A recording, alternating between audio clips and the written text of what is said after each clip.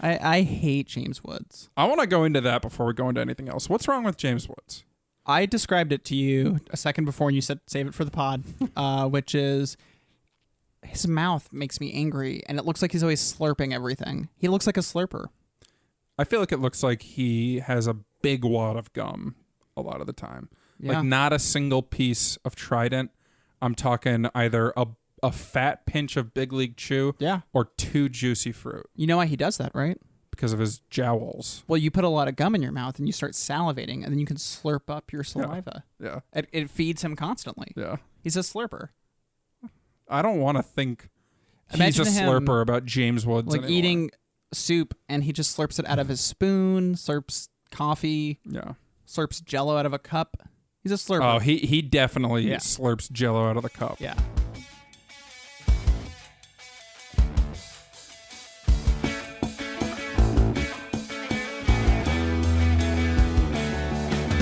Hello and welcome to the Critical Breakdown, the podcast where we start at the bottom of Rotten Tomatoes and work our way to 100% fresh. I'm Max. And I'm Scott. Today we're talking Contact. We're at 62% on the old tomato meter over at RottenTomatoes.com. Tomato meter.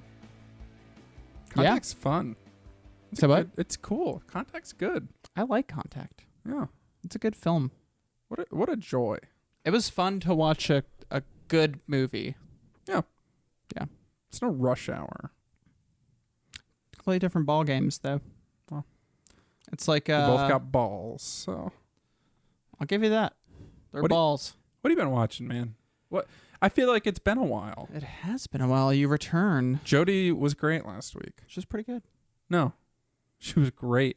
All right, you guys heard it first. Yeah, Jodie was great. Hot take. What have you been watching now? I've watched a couple things in the last week. Okay. I finished Stranger Things, so that's as good as I said it was last week. Right. I did enjoy, one thing I noticed that I didn't catch the first time around is Jonathan, Will's brother, in the last episode uses his lighter and throws gasoline and fire all over the Demogorgon. Okay. Which is how the show opens with Will casting Fireball. Yeah. And I just enjoyed that. That was good bookends. Kind of duality there. So.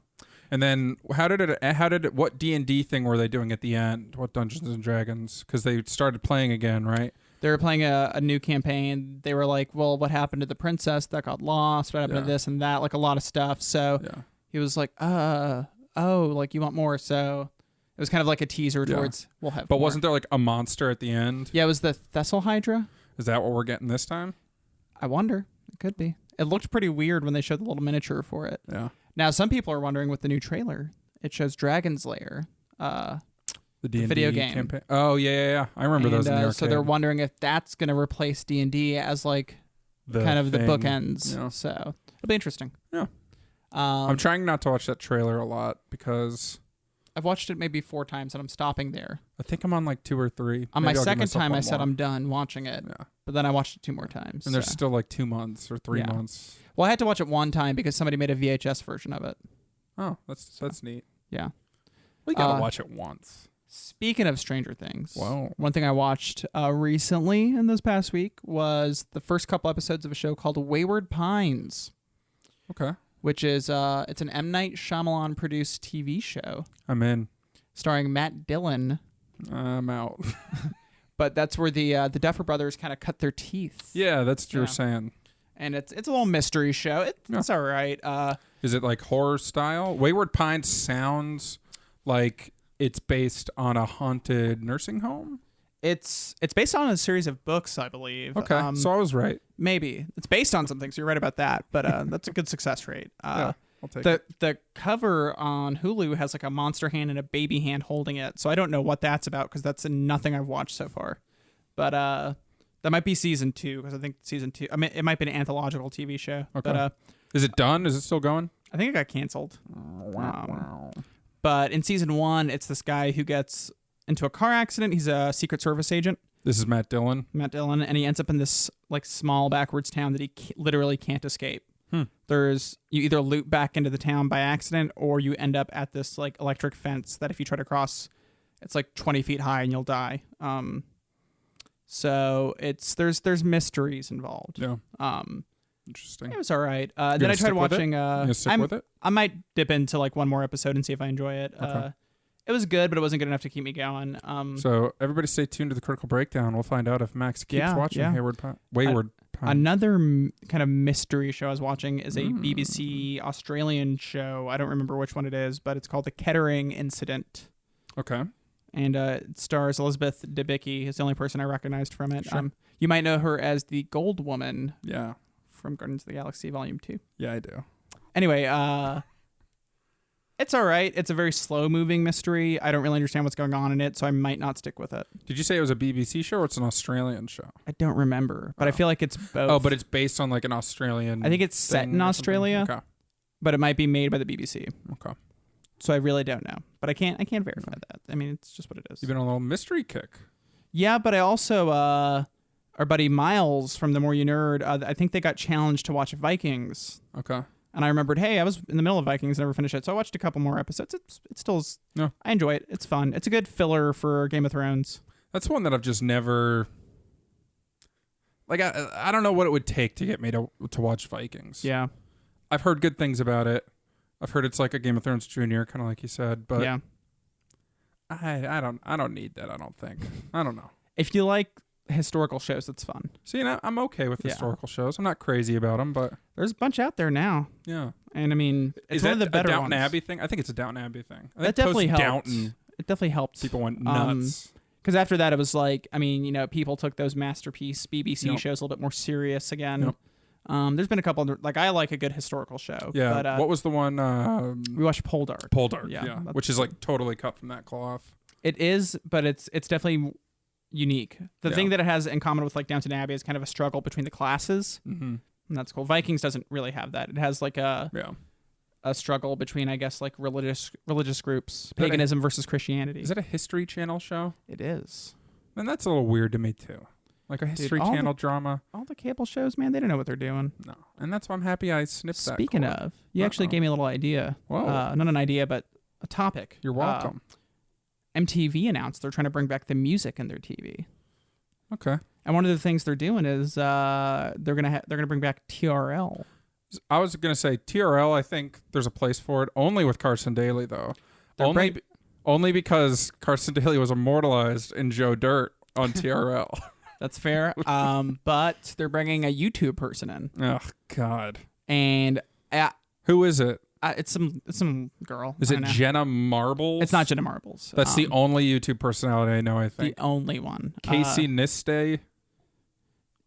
Niste? Yeah. He's on YouTube too. I feel like I did that wrong. I don't know. Do I have his name wrong? I just feel like, Is that even anything? That's a guy. Yeah, that's... Okay. Any more? Nailed it. Of those like vloggers and stuff, I don't know if I know anymore. See, what I think is they're going for the Alex something. They're going for the younger kids, Yeah. going for like high school age. So they got to get the YouTubers that like those people watch. So we probably never even heard of them. We're not the market anymore for MTV. It's gonna be like Minecraft Let's Play videos with like Justin Bieber songs in between it. I don't understand it. Hey, Bieber's kind of matured as a musician. I think he's sure. It'll be Chainsmokers. It'll be Chainsmoker videos over Minecraft Let's Plays inside of a studio. Where's it going to be? The cloud. Yeah, the cloud, exactly. It'll be in the cloud. I think the moment you realize that you're not in the demographic from TV anymore is a big step in adulthood. Oh, for sure. Like that's when you really buckle down on your retirement. I feel like those two events happen within 2 weeks of each other. You realize you're not in the MTV demographic anymore, and then you look at your 401k and you say, am I doing this right? I don't know what this means. It's the same thought. It's like you're watching an episode of The Real World and you're just like, they're just hooking up. Yeah. I have something more important to do. Then you just pull out your 401k and you're like, this needs work. Honey, the markets. Yeah. I kind of like trash reality MTV though. I liked the classic run of The Real World. I was never a Road Rules guy, but Real World, the first 10 or 11 years, good stuff. You want to talk garbage? I want to talk The Challenge. That's garbage. The Real World Road Rules Challenge still kicking, I still love it. Yes. They've added some of the new shows like Are You the One? Is that like one of the longest running reality programs next to like Survivor then? Yeah. I mean, it was born after Survivor as like a clone. The challenge was. Yeah. It's got to be up there. I think they're at like 25 seasons. Do they still do Real World and Road Rules? It's not. I think there's 1 or 2 people from Road Rules still in, because Road Rules ended when? Yeah. But do they still do like the Real World proper? Yeah, they still do that. So that might be one of the longer running reality ones. Yeah, Real World might be, because they do it weird though now. And the only reason I know this is because I still watch the challenge. One of the seasons was called Real World Skeletons, where it was 7 people in a house, then randomly throughout the season they brought their exes in. So stupid. That was the whole concept. See, if you tell me Real World Skeletons, here's my concept for it. Yeah, high fantasy. Yeah, 7 skeletons in a room together. Yeah. See what happens. Just see. When things stop being polite and start being real. Yeah. What about you? What have you been watching? Well, I've been watching The Leftovers. I think I mentioned it a couple episodes back. Yeah. But I finished it. Mm-hmm. I told myself I wasn't going to binge it. But you binged it. Well, no. It was a slow binge. It was a slow burn because it's been at least a month. I found every time I started to watch it, I couldn't just watch one episode. Let me ask you this. Is it long seasons or short seasons? It's hour-long episodes, HBO. I want to say there's like a 12er, a 10er, and an 8er. Oh, okay. That's fair. Yeah. But I couldn't just watch one episode at a time. Yeah. Like, as soon as I would watch one, I get in that world, my head is spinning. Just find yourself constantly thinking about Justin Theroux's unclothed body. He's amazing in it. I like Justin Theroux. His like abs are a character in that show. Yeah. He emerges naked from a bathtub a number of times. As he should. As he should. No, the whole thing's great. Christopher Eccleston's really good. Carrie Coon, outstanding. You're on the Eccleston train with me now. Yeah. He was really good. And it was just like he finally channeled all that energy from Gone in 60 Seconds. Can I tell you something about Eccleston that I wish would have happened? Yeah. He was Wait. Can you react to my Gone in 60 joke? It was good. Thanks. Okay, what was his name? Do you remember his name in that? The Carpenter. The Carpenter. No, I before they made season 2 of Game of Thrones, I read like the first 3 books after season 1. And of Game of Thrones. Okay. Of A Song of Ice and Fire, and Christopher Eccleston was my dream fan cast for Stannis Baratheon. That'd be funny.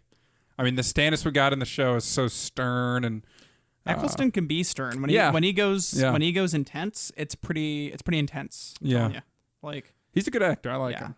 He's always been my favorite Doctor. He matches a lot of the kind of like I feel.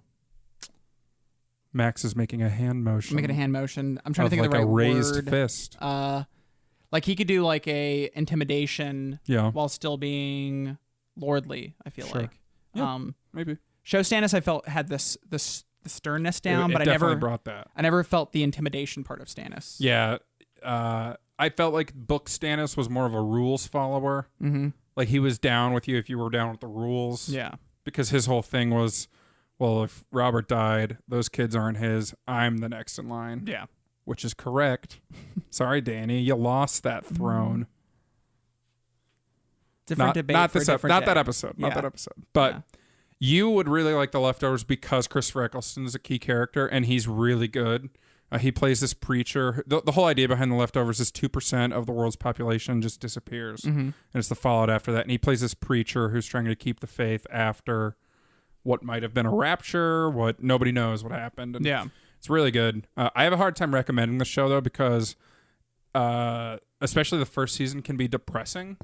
Like, it's very in tune with sadness, which is my attempt at a positive spin on the word depressing. Depressing is fine. I have no problem with it. I really liked it. And in the second and third season, it gets really good, and they add in this like weird absurdist humor at times, and there's a weird lightheartedness to it all. But it's the single show that made me most interested in discussing religion more than most religious things I've been involved with. It's crazy, and it's not even a show about religion. It's really interesting. Yeah. But I just really liked it. It nailed the ending too. I thought the last episode was perfection. Damon Lindelof from Lost, of course. Your boy Lindy. My boy Lindy. Love you, Lindy. He's doing He's doing, tall on guy. Amazon. That's right. Tall guy on Amazon. Tall guy. Old Jackie Ryan. Old tall Jackie Ryan. All 6'3" of them. But Lost caught a lot of flack for. Some people said it was a missed ending. I loved it. Yeah. The finale there, but here I thought they nailed it. I feel all my Lost diehards out there love the ending. Yeah, I think anybody who really hated the ending of Lost, they were looking for something different out of the show than what it provided. I will say some of the people I know that hated the ending seem to hate watch the last couple seasons. Yeah, and see, I was still all in.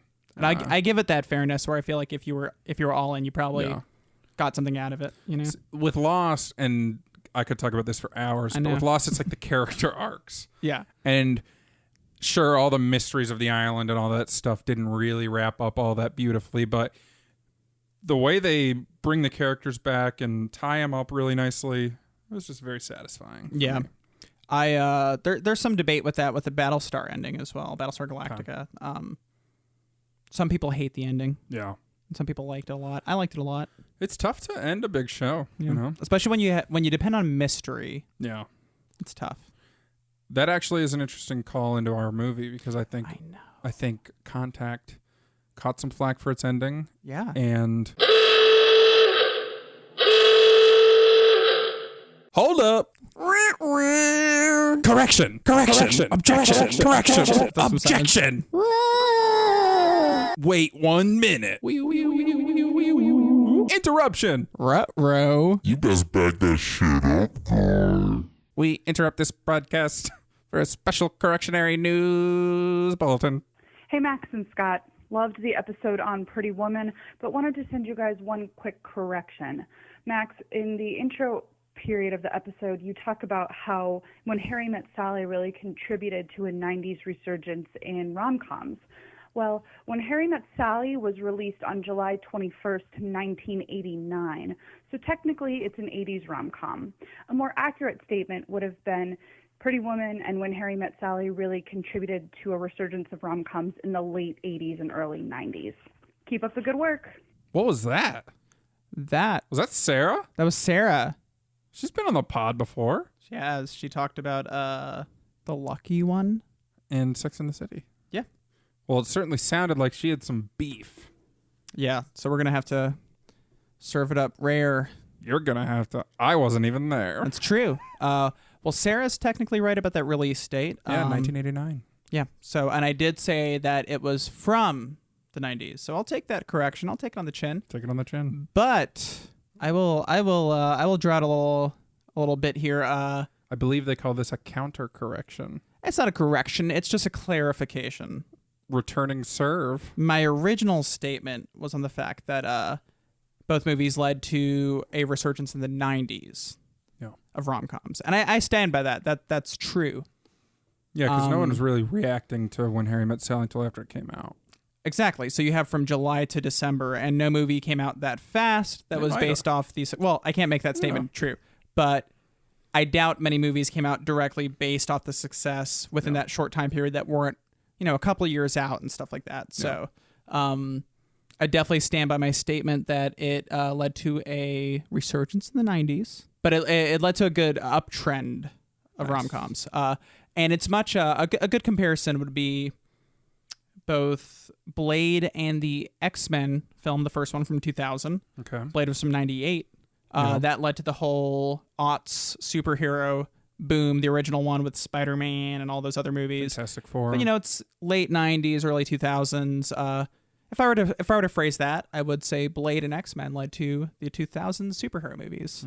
So it's kind of it's the statement itself works. I think X-Men was the only big comic book movie after Blade. And Blade's kind of the forerunner to the whole making comic book movies again. Sure. But that's just a little sidebar. But no, so I stand by my statement. But Sarah's actually absolutely right that When Harry Met Sally is a 1989er. Yeah, Rob Reiner, right, directed it. Yeah, and it's way better than Pretty Woman. It's really good. It's probably the best rom-com, right? It's one of them, yeah, for sure. You know what didn't turn out to be a rom-com was A Ghost Story. Oh, yeah? Tell me about it.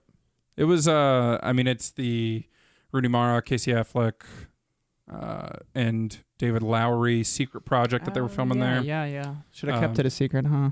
No, I mean, it's got value. It's definitely an art house piece with without much substance to the story. Mm-hmm. It's kind of a study on grief is like the simplest way you could put it, but it definitely focuses more on creating really interesting and sweeping visual and audio sensation rather than like developing characters. And I don't know.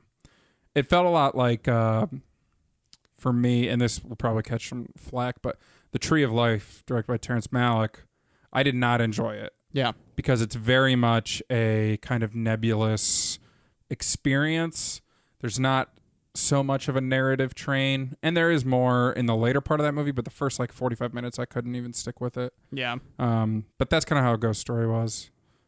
They wrap it up better than, or they kind of wrap it in a nicer package, but if you're not into the idea of it like just an experience, I wouldn't see it. It like if you're down with just something weird, it's fine. I wouldn't pay money to see it though. If you're like, let's go see a movie, because I don't think it's a movie. I would call it something else. I don't know what. Speaking of, I forgot that I saw Atomic Blonde. Oh yeah, How could I forget? I don't know. It was pretty good. I've been saying it's better than I thought it would be, but it wasn't as good as I hoped it would be. Okay, I'm following that. Yeah, You got to like, think about that sentence for a little while. Yeah, but then you get there. But it sets in. It's like, realistically, I was like, well, there's a big chance this is gonna be shit. Well, it got good reviews. And then, but I was hoping for like this next level, experience. And I thought it began pretty strong. I liked where it was going. It was kind of a slow build into it. Okay. And then there's a lot of cool images and cool visuals. There's a lot of Charlize Theron in an ice bath. And it's not even like sexualized. It's like she looks like a badass beating people up. And then she soaks herself in ice water because she's beat up so bad. It's what I do every night. But then she'll like hang off the side of the bathtub like chugging vodka. And it's like this cool mixture of both like femininity and masculinity. Sure. So it's an interesting experience. That's why I thought of that. Yeah. Chick Wick, right? That's what they called it. Yeah. Have you seen John Wick? I have not. It's directed by one of the two The directors. stunt of John coordinator Wick. or something. I think he was more on that side. But, Okay, I don't know. No. But no, it's definitely connected to it. But no, it was the middle of the film's kind of messy. Yeah. If you like James McAvoy being awesome, you'll like that part of the movie. I love James McAvoy. Dude, when he's playing a character, I just have so much fun. What about when he's playing 23? Exactly. 23. This is not that episode. Though they did announce, Glass. They did announce that they're starting shooting of Glass in September. And Who was the actress that joined that recently? Sarah Paulson, I believe. From American Everything Story. Yeah. Like horror and you crime. guys know who Sarah Paulson is. We don't need to say anything. It's She was not also, that she was that in episode. Carol. Yeah. If you've seen Carol, you know what I'm talking about. Anyway, I like the action for sure. I mean, that's why that movie's made, right? It's really almost like hyper-realistic action. Yeah. And I know people like Kingsman. I have yet to see Kingsman, but it's almost like those two movies exist on the polar opposites of the spectrum as far as action direction. Yeah. Which is interesting. Yeah. I'll watch that one eventually and have a comparison for them. Okay. But, I recently bought a Blu-ray copy of The Kingsman. So what I like is on the spine of the Blu-ray, you can see the little pug. There we go. It's nice. You know what else is nice? What? Classic bringer back. Contact. Boom. Boom. 62%. Boom. Contact. What's the plot synopsis for Contact? After years of searching for extraterrestrial intelligence, Dr. Ellie Arroway finds conclusive radio proof that includes plans for a mysterious machine. Now that's an enticing synopsis. Synopsis. Yeah, that's Contact. It's based off the work of Carl Sagan. Yeah, short story, I believe, right? It might be a novel that he wrote, and then the novel became like a like screenplay treatment where it's not. It's like just a story based off of it, and then that became the screenplay. Gotcha. But Sagan, he's the guy, pale blue dot. Kind of made science like palatable to a lot of people. Cosmos, exactly.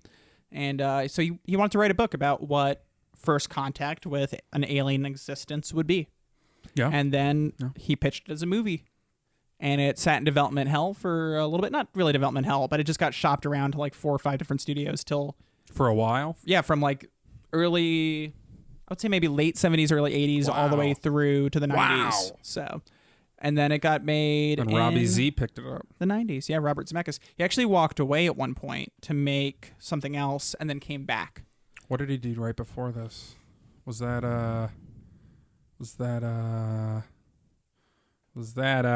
Castaway was right after this. So it wasn't that. Was it I can keep stuttering if that helps. I mean, that's 1992. That's pre-Gump. Pre-Gump. I like how you said that. You were very aggressive in your saying of it. That's pre-Gump. Yeah, Contact. Nice. Zemeckis is from like Back to the Future till maybe Castaway. Everything he made was a hit. Yeah. Actually, I don't even know if that's true. I love Back to the Future though.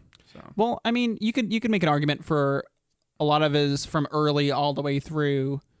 You know that like he had a really strong run. Who Framed Roger Rabbit's great. Romancing the Stone, that was like popular. Forrest Gump. You can't skip on Forrest Gump. No sir. Castaway's fun. Well, not for Tom Hanks, but it's a fun movie to watch. Yeah. I feel like in the 2000s he hit like a weird like he lost me at Polar Express. And then Beowulf, like the CGI thing. Yeah. I feel like he did that a lot. Did he do the Christmas Carol? Yeah, with he did. Jim Carrey. Mm-hmm. So I don't know. And I haven't really gotten back on any of his stuff. He did Allied. It was terrible. I hated it. Never saw it. Very melodramatic. Yeah. Very melodramatic. The whole time you're watching Cotillard and Pitt, you're just thinking, you know, they're both too attractive to not make this work. That's a shame. Yeah. You get two hotties on camera and it just doesn't work. Yeah, exactly. Anyway. Speaking of two hotties on camera, here we had James Woods and Tom Skerritt. I'm fanning myself now. I hate James Woods. I want to go into that before we go into anything else. What's wrong with James Woods? I described it to you a second before and you said save it for the pod, which is his mouth makes me angry and it looks like he's always slurping everything. He looks like a slurper. I feel like it looks like he has a big wad of gum a lot of the time. Yeah. Like not a single piece of Trident. I'm talking either a fat pinch of Big League Chew or two Juicy Fruit. You know why he does that, right?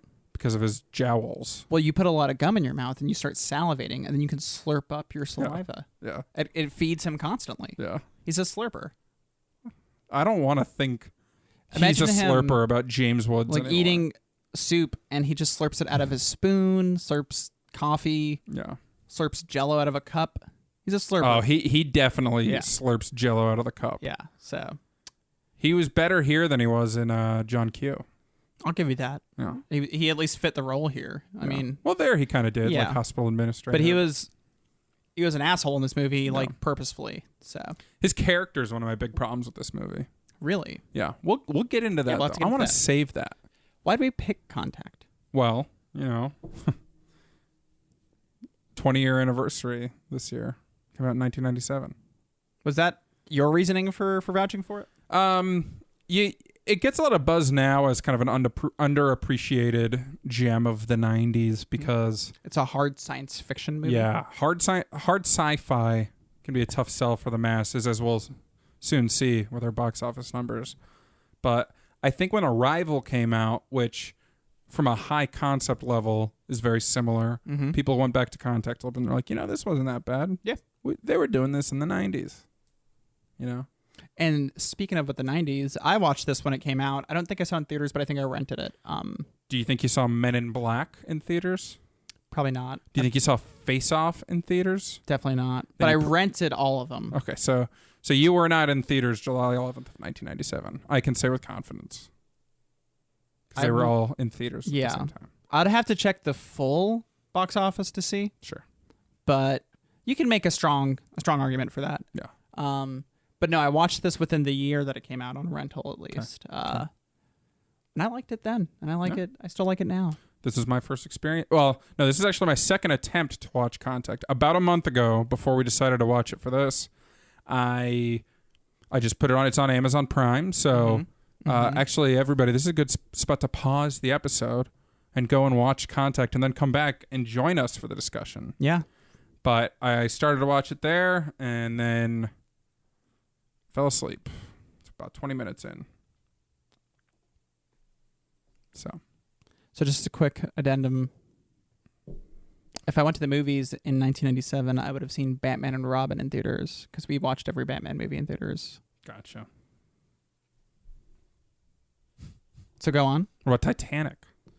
I don't think I saw that one in theaters. That was definitely a rental. My sister saw it in theaters, enough for both of us, I'm sure. My sister did as well. Yeah. Yeah, so I mean, this is a very 90s movie. Yeah. It's like based in the 90s. It's filmed in the 90s, and it very much lives off of 90s pop culture. Yeah. And I kind of love it more for that. What do you mean by it lives off 90s pop culture? Like, I want to say there's a couple 90s songs in it at points. Nothing major, just like in the background. It's very much 90s CNN. You see like a lot of, well, it's more political pop culture, I guess. You have your Bill Clinton there. Scenes, and you have just like kind of this moment. It's an event movie, kind of. Yeah. There's this major event happening. And it could feel kind of real, and you have people like Larry King showing up. Yeah. It uses a lot of archival footage kind of edited into it, which there was some controversy with them using the president. Was there? Yeah, because apparently they took some footage of Bill Clinton speaking like on the lawn, and they used computers to totally change it up. And you can kind of see in the lighting that he looks strange, but like they were literally making new speeches out of Bill Clinton. Right. And I think like the White House kind of freaked out about that because they were like, people can take what the president says. If they can do this, what will the terrorists do? Well, yeah, maybe not to that level, but along the lines of that. Yeah. And I think after this movie, CNN said you can't use their logo in a fictional story anymore. So nonfiction movies, I guess, can use it. Like based on a true story? Maybe based on a true story or documentaries, but yeah. So they've gotten a lot stricter on what they allow with their logo. I don't think there was anything really controversial about it in here. No. It just, the only thing it does is lends authenticity to those news broadcasts. It's like the only point to have the CNN logo. And I'm sure it was like they freaked out at the time because it could hurt their credibility. After that missing plane, I don't think CNN cares about that. That's true. They kind of, they're missing some planes too. It doesn't make sense.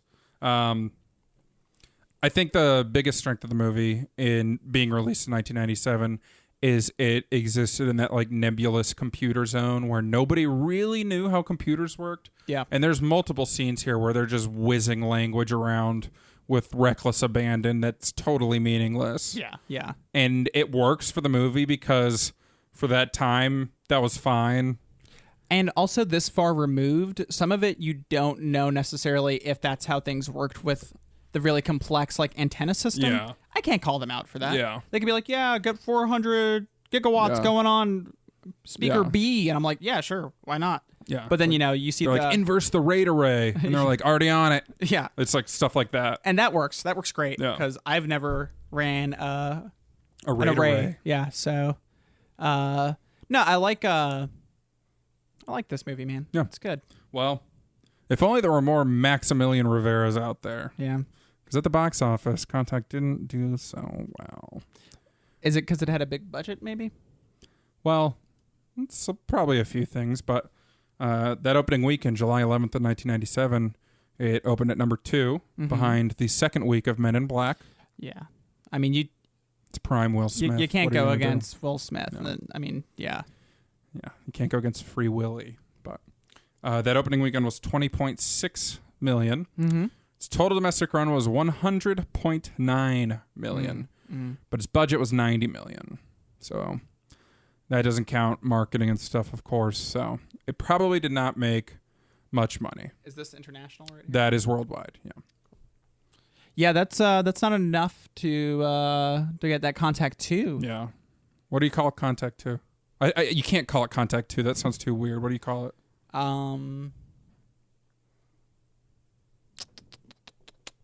I don't know. That's a tough one. You call it Return to Sender? Friction. Contact, friction. Friction is just tougher contact, right? I don't know, man. Yeah, so I probably should have shown up when I was like 12 at the movie theater. Should have represented. Should have bought out the theater. I would have enjoyed that more than Batman and Robin. Yeah, so. yeah. There's a lot to enjoy more than Batman and Robin. What's kind of interesting is we talked about that comparison with Arrival, which came out 20 years later. Arrival did similar at the box office, $100.5 million, but it was made on a $47 million budget. So it's a better budget. Yeah, and it makes it a lot easier to succeed. And Your bar is a lot lower. The effects were probably stronger in Arrival, made for cheaper. Yeah. So that's interesting. I would love to talk about Arrival more, but I know you haven't seen it. And speaking of, our schedules didn't align because I was busy, but I was going to try and borrow it from you to watch it. But then I was like, you know what? I have some free time. Let me just rent it online. Did you watch it? No. Oh. You can't rent it online. Oh. You could buy it online. Is you it could buy a locked behind digital a copy. premium You can buy a digital copy on Amazon. You can buy a digital copy on iTunes. No renties? On Google Play. On Vudu. On like the random video thing that's on my TV. Every single video service lets you buy it, and it ranges from $8 to $14 for a digital copy. Yeah. I don't want to buy it unless I know I like it, you know? Yeah. It's frustrating. Plus, owning digital copies feels weird. Renting them doesn't feel weird. Another Owning them sidebar is for weird. you. Back in my college days, I went back to school when I was a little bit older, so I had some different courses about stuff, and one course required me to watch James Cameron's Avatar. Boom. Couldn't rent it anywhere. Just couldn't find it. It's like too big. physical copy. Couldn't find a physical copy to buy that was like not $45 for some reason. Had to buy it online, so I now own a digital copy of Avatar. What service? And on Amazon, thankfully.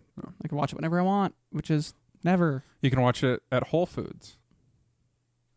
Because Amazon bought Oh, it. yeah. It's not funny. It's funny now that you say it's not funny. Thanks for acknowledging.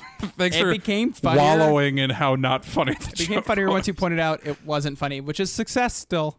There's bars of reactions to jokes. Top is laughing. That's what you want. Next is when someone just goes, "That's funny," because you know they get it, but they don't laugh. Yeah. And the next is what Max just did, which is literally no reaction. Just try to change the subject. Yeah. That's what I tried to do. But 2-second pause to subject change. You got me by saying it wasn't funny, and therefore it became funny. So. This is now we're in the meta humor stage. Yeah. But this isn't that podcast. No. This podcast is about contact. Yeah. Well, the only reason I brought up Arrival, high concept, very similar. And as soon as we started watching Contact, you were like, oh, it's probably just like Arrival, not knowing what Arrival's about. I've made that joke at least like 6 times since that movie came out. Yeah. And I think on 2 of them you were like, no, but you hadn't seen all of Contact yet. So you were like, I can't really argue this, but no. Now that I can't argue it, I'm still going to say no. Arrival's also hard sci-fi, but it's basically no action. It's very slow. It's much more cerebral than Contact. Contact's not an action movie by any means, but there are set pieces. There's an explosion. Yeah. That's about it, though. And there's a Busey. There's a Busey. Arrival and Contact go in 2 different directions with a similar trigger, maybe. The thing in Arrival that makes it different, and I'm tiptoeing around spoilers, but this happens right at the very beginning. So this is the first 10 minutes spoiler. It's the... Tiptoe lightly here. Yeah, I'm trying. Here be spoilers. There's no... The aliens are there the whole time. Wait. That was already a huge spoiler, by the way. No, it shouldn't be if you've seen a trailer. I think if I mention something that's in the trailer... I had no idea that was in the trailer. If it's in the trailer, it should be considered fair game. To be fair, I haven't seen the trailer since probably the year before that movie came out. That's what I'm saying. It was in the trailer, so I don't feel bad about that. I'll remember that. I'm going to stop there. That's recorded on record, right? But it changes the dynamic of the plot. Yeah. In Contact, it's all, what do these messages mean? In Arrival, it's more of a, what do these messages mean? I'm going to toss something at you there. I like that. Do you see what I did with the emphasis? I did. Mami. There's a slight chance. Yeah. The source of the signal had been on Earth the whole time in Contact. Whoa. We're making eye contact, folks. We're making eye contact. It's deep.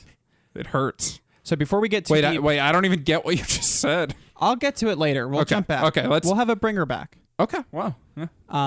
That's called a bringer back, bringer forward. That's a pre-bringer back.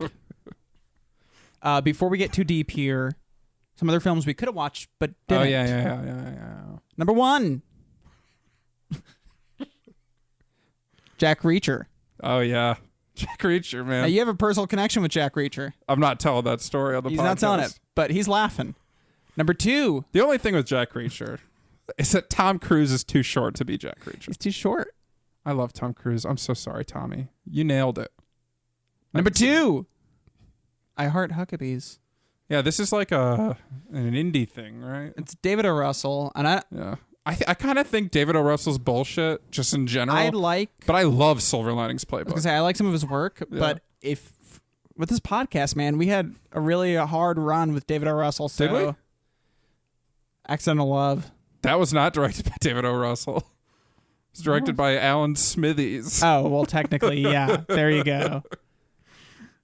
Don't start with me. Number 3. Blood Diamond. Oh, I shouldn't say it that way. What was that? Blood Diamond. What accent was it? I don't even know. Was it French? I think I was going for German, and I switched French hard in the middle. So French hard in the middle. I've Googled that. Yeah. Blood Diamond, I know I've seen. I couldn't tell you a single thing about it. I feel other than Leonardo DiCaprio's got a weird beard. And he wears a Hawaiian shirt, maybe? Maybe. I can't even confirm that. I was thinking more of a bowling shirt, but that's a pretty serious movie, so I don't think I'm right. Also, I don't think wearing a Hawaiian shirt in a serious movie is any better than wearing a bowling shirt in a serious movie. Yeah. They're about on par. I think Hawaiian is above bowling in the shirt rankings. Yeah, but you know what? Next episode we'll do the shirt rankings. Yeah, the shirt rankings. Speaking of, the New World is. But wait. I have more on the shirt rankings. Okay. I just thought of a joke to close it, and I know it's we'll about. Cut this out. We'll go straight to 15 seconds too late. No, keep it in. I'm gonna cut it. The bottom of the shirt rankings, whatever Matt Dillon's currently wearing. Damn, it's probably a bowling shirt. Honestly, was that too mean? Cut the whole thing. You can't be mean to Matt Dillon. Yeah, you can. It just was. No. Like, he doesn't have feelings. He's fine.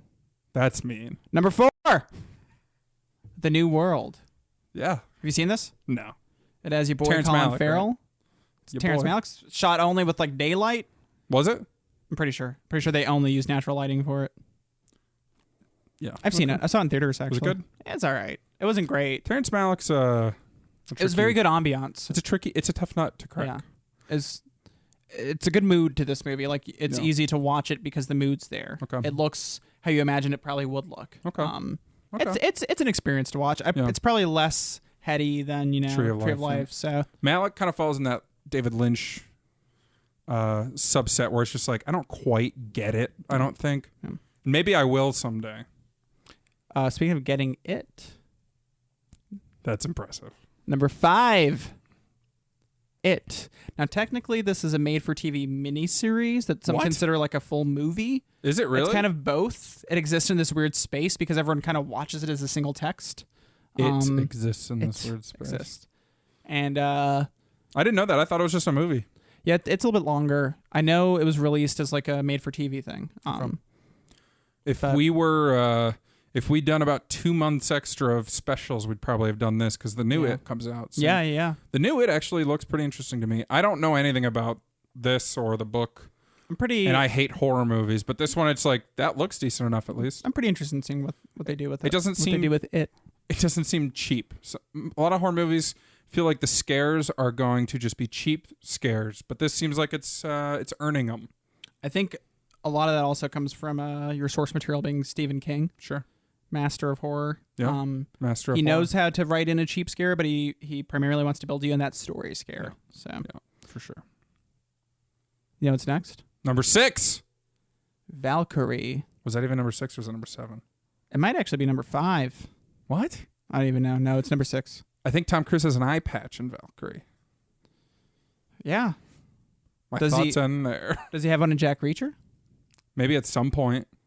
He's getting real rough and tumble in Jack Reacher, Yeah. So he might need an eye patch at some point. A little knife wound to the lower eye. Bryan Singer. He directed it. Yeah, sure. World War II, like Hitler failed assassination. Yeah. With a briefcase. Neither one of us were chomping at the bit here. We were like, eh. I remember when it came out. I was in high school when it came out, and I remember being like, now that looks cool. I feel like all the Germans had British accents except for Tom Cruise, who had his American accent. And I was just like, this is distracting in the trailer, so I'm not going to watch it. Is that where that kind of famously memed scene with Hitler comes from? That's from a different movie, but I don't remember the name of it. but I know what you're talking about. And that's a Yeah. good guess to have it in here, but it's Thank not. you. And finally, number 7, Clue. Clue. Clue's one of those movies that people are like, oh, the Clue movie's so good. It's not. I like it. It wouldn't be at any of my top It's a cheaply lists. made movie. I just... Scott's going on I record, didn't not a like Clue it. fan. Not a Clue fan. But I like things about Clue. I think it's a fun watch. I don't watch it that often. It is pretty cheap. If I never see Clue again, groovy.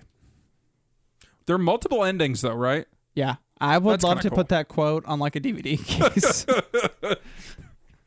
So yeah, we had some options here. I think we chose right. I think our other lines in the fresh so far have had more interesting choices, We had a lot of Tom Cruise in this line. which I love. Even if he's too short for the role, or even if he has too many eyes for the role.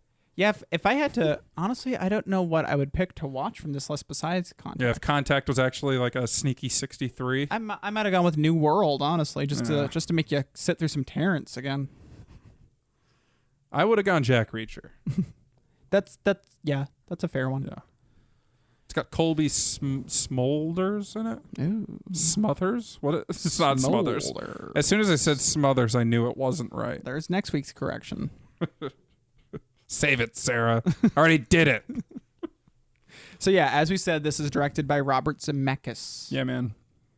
I wouldn't call myself a mech head, but I do love Back to the Future. Back to the Future is my favorite movie, but I'm not like a loyalist. You know, some directors I get on board with, and I don't leave them. Like Denis Villeneuve, I'm in on. You know.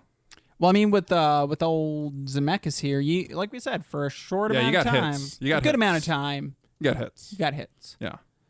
We already talked about who it was written by, but let's talk about who's in this movie. Yeah, man. Jodie Foster. Your star, Sorry, I couldn't wait. I was Dr. I was Ellie so excited. Arroway. Yeah. She was good. I thought she was good. She fits the role well. Leaning in on her career. The kind of dorky scientist, career-oriented scientist who sticks with her scruples. Yeah. Matthew McConaughey. Matthew McConaughey, I don't think was as good casting. I thought he worked. He worked, but there's other people I think could do it better. Matthew McConaughey plays the foil to Ellie.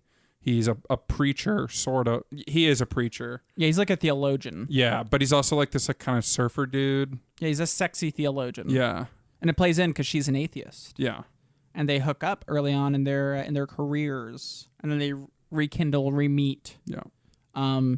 It worked for me because it's kind of like she's logic and he's emotion. The characters worked for me, but the Matthew McConaughey I don't think brought a lot to the role. It was a pretty minor role. It was. The biggest thing he does is that third act, like, I decided to vote against you kind of thing. Yeah. And I felt the emotion there. The character beats worked, yeah. but you could take this movie in a direction that hits that religious angle harder. For sure. There's parts of this that do, but there's parts that don't. And I think that's fine. I don't think you need that. But I agree that, well, I don't know if this is your statement, but I will say with that point in mind, if this movie drove more on that religious point, I think Matthew McConaughey wouldn't have been the best choice then. Yeah. But Because then where you're it making stays- that character a focal point. Yeah. Not necessarily an antagonist, but a real foil to the main character. And so you'd want someone who's a little more passionate, a little stronger. Especially at this point in McConaughey's career, I don't think he'd... It's pre-reconnaissance. Yeah. And even the reconnaissance... People are trying to say it's done now. I think it's done. I think it proved not to be the rest of his career. I think it was just a phase. I think it's too hard to judge those things right off the bat. Are we too into it right now? Is that why? Are we just still in the middle of the Well, reconnaissance? it's just like you got to think like certain actors. Once you reach a certain level, it doesn't matter if you make good shit or bad shit. Like you'll still get called, you know. Yeah, but But the whole thing with the reconnaissance was like True Detective. You know, it was that 2011 through 2014 like Dallas Buyers Club, Interstellar. Like, yeah, they were that Oscar Mud movie. movies. Yeah, I think it was just called Mud. yeah. And I think he's tried to keep up with that, but just made a lot worse movies. I like think so. Sea of Trees and The Civil War one. Free State of Jones. Yeah. What I will say for the reconnaissance is he still choosing interesting roles. That's true. He's not back into the mode of the fool's gold roles. Failure to launch. Yeah, where it's just the EdTV. the easy McConaughey money role. Yeah. He's still trying those roles that have more substance, maybe. Yeah, he's picking interesting stuff. Yeah. So maybe we're leaving it. I'm still open to it though. Yeah. Because he was good in True Detective. Yeah. That'd be an interesting character to have as Ellie's foil in here, like a conspiracy theorist. Yeah, that'd be nuts. So yeah, basically this movie opens with Ellie as a kid. Actually, we didn't mention any of the other actors, and there's a lot in here. We had Tom Skerritt, who is kind of Ellie's boss. Sexy motherfucker Skerritt. He is pretty sexy. Silver Fox for sure in this movie. Yeah. He's kind of her boss or supervisor maybe, and then becomes her competitor, and the whole time he's kind of taking the spotlight from her, and he's like literally the male scientist who steals the thunder from the woman who did all the work. Exactly that. And it's a great plot point because it works. Yeah. And gets your jimmies rustled. Well, the most emotional part of the movie is when they're presenting kind of their cases to Congress for why they should be selected to be the operator of their machine. She sticks to her guns when they ask her about like the religious aspect. She talks about how she's a scientist and she believes in, scientific theory, all that stuff. And he does the political move where he says, like, this is a great scientific innovation thanks to our glorious God. Or he has like a line like that, and so they pick him. Yeah. And it works really well. No, I agree. Really well. He's good. He carries it. And then all the sexual charisma of the movie was with the aforementioned James Woods. Yeah, James Slurpee Woods. Yeah. He plays as, a senator? I don't know. No, the security advisor. Yeah, National Security Advisor. He plays this role well. Yeah. Like I said, I didn't like the part because there's no nuance to the character. Yeah. It's kind of one note. It's totally one note, and the movie would have had that degree better if they made this character more relatable and his motivations more relatable. Because all he's doing from the start is just trying to stifle everything. Yeah. Who, on the other hand, actually had more nuance but wasn't in the film enough with this character was Angela Bassett. Yeah. She, I don't know if she was like chief of staff or if she was what just... That's what I thought was chief of staff. But she would come in and she would kind of shut down everyone when they were fighting and then set them back up again and kind of like reset the pieces. And she had some good points with like, y'all need to be quiet, but you need to work together. Ellie's still going to take the lead, but he's in charge. Stuff like that. And it just worked a lot stronger because you could tell she wasn't, like you said, one note. Yeah. I mean, James Woods walks in. Once he puts down his Jell-O cup, he's like, what about America? He smacks his lips a couple times, yeah. How come you didn't think to just keep this in America? Yeah. And she's like, well, this alien signal we're getting, we have a round planet. We can't reach it all the time. And he's like, you still should have thought about it. Yeah. It's like, come on, dude. And he's like, this message, that's a declaration of war. Like right off the bat, it's everything. like, whoa. They're trying to figure out what this machine is at one point. And she's like, it could be like a travel machine. And somebody's like, well, it could be like a communication device. And he's like, it could be a Trojan horse. Yeah. It's like we open it up and the aliens come spilling out. But his character, if it was made in a more nuanced way, would have made that aspect of the movie so much better. Yeah, because if you can even relate to him a little bit and understand where he's coming from, it just makes every time he opens his mouth, it makes it more interesting. I do like, speaking of Angela Bassett, and I do like Angela Bassett. Well, yeah, I like Angela Bassett a lot. Speaking of her and James Woods, their interaction at the end is one of my favorite things with this film. It's a nice touch. And I enjoyed his almost non-reaction of like, okay, you know, like he acknowledges pretty much that he's bullshitting, grandstanding at the end.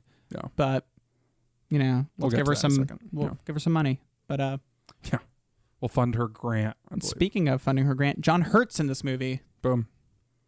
Old S.R. Haddon himself. S.R. Haddon. Okay. He's like this reclusive billionaire science nut, I guess. Yeah.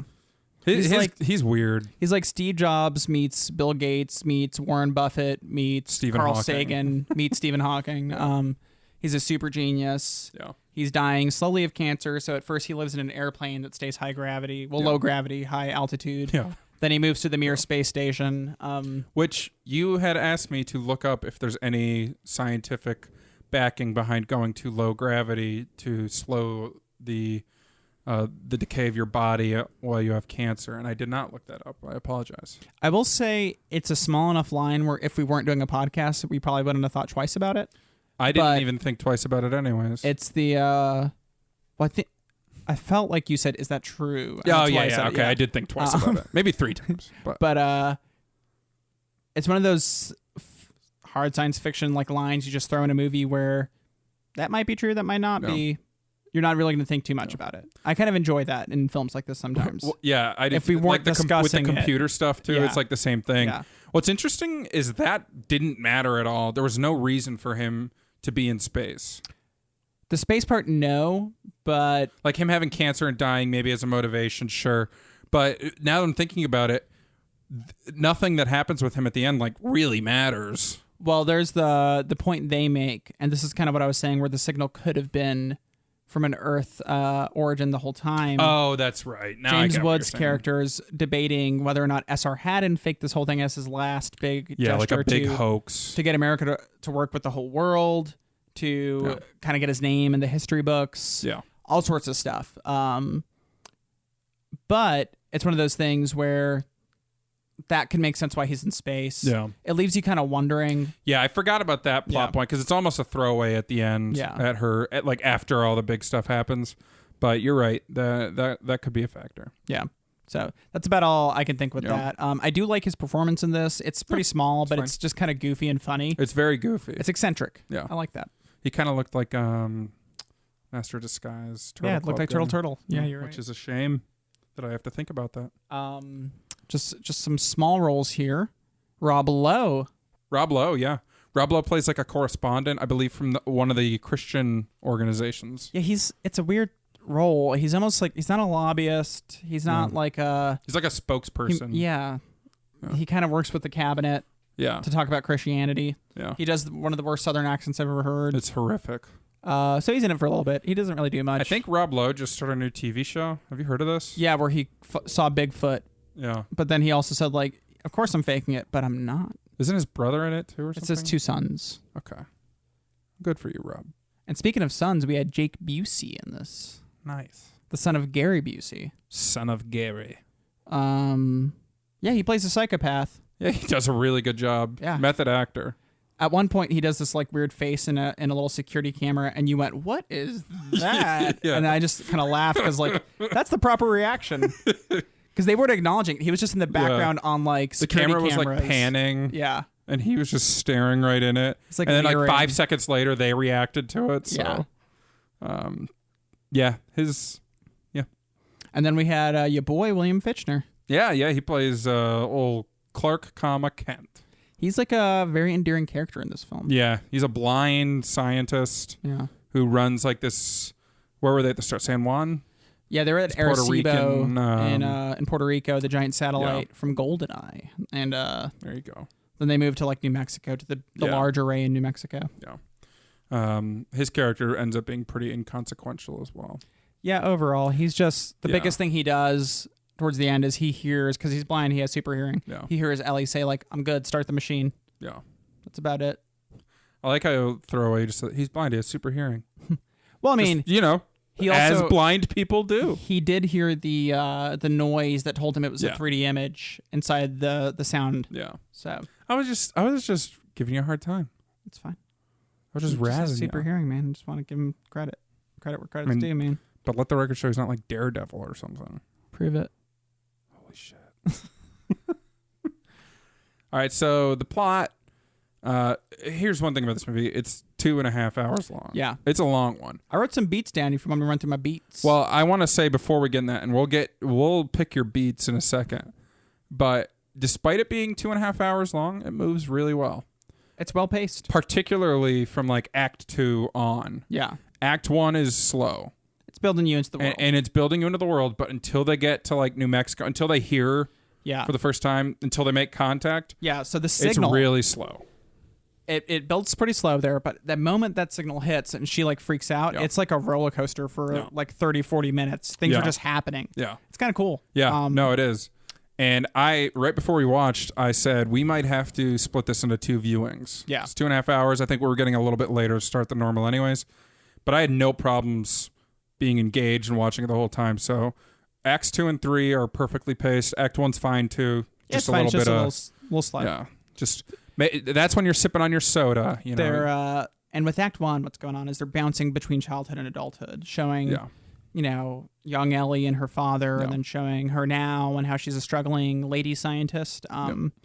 And there's actually we had a good conversation about it. I did some research afterwards.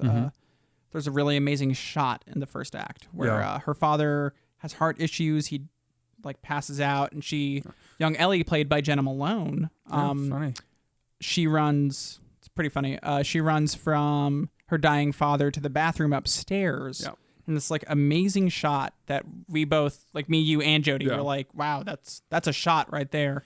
Yeah, it's like a blend of the actual shot and some early computer generation, and it's just really well done. It's totally seamless. Yeah. They basically threw, and we heard this from commentary, but they threw a Steadicam on a guy. He ran backwards upstairs, all the way into a bathroom, and then and around a corner.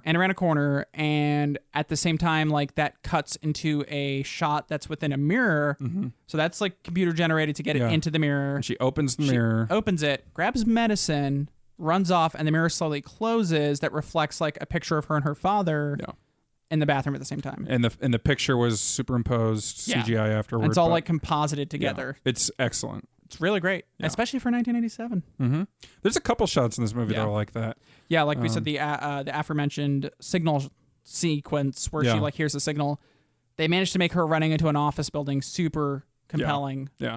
And it's a long tracking shot of her, and it's just really good stuff. Yeah. The camera is never out of focus or shaky, which I feel that became a big trend after maybe Fight Club. I feel might have been the first one that really embraced doing weird shit with your cameras and making that kind of a point. Fincher definitely, between Matrix, Fincher, and the Bourne movies would be a really big. Yeah, those are kind of the 3 steps to it. So, but this, I just think it's really crisp and clean, and this movie could be more effects driven, and it's not. There's big sequences that are, but for the most part, it's just you can tell what's going on all the time. You got some nice big panoramic shots. Yeah. You have a lot of shots with depth that show cool things in the background. Your close-ups are pretty strong. You have, like we said, Steadicam shots that are moving around, sweeping camera angles that move smooth and slow, but keep you moving. You know, there's a lot of movement within the scenes. Yeah. Even when people are just sitting, someone will get up and run around. They'll be working on a computer, dive under the computer, do something. So it keeps your scenes very alive. Yeah, I agree completely. Yeah.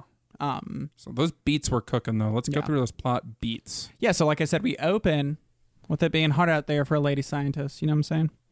She's struggling. You said it, girl. She's struggling. She believes in the search for extraterrestrial intelligence, SETI.